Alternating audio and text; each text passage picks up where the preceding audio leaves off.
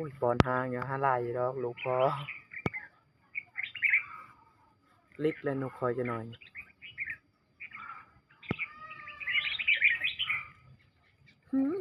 ปอนมาแล้ว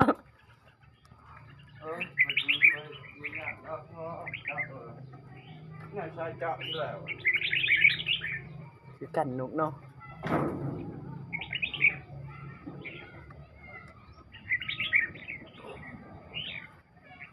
ไม่เป็นนกก็เจาะกันกับนกแข็ง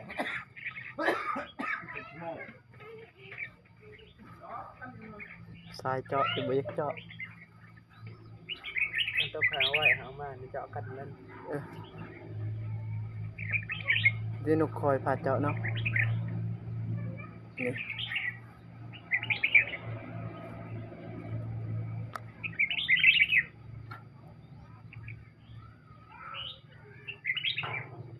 ขาดที่ลุ่มแล้วแหละครูเอกจำรายการ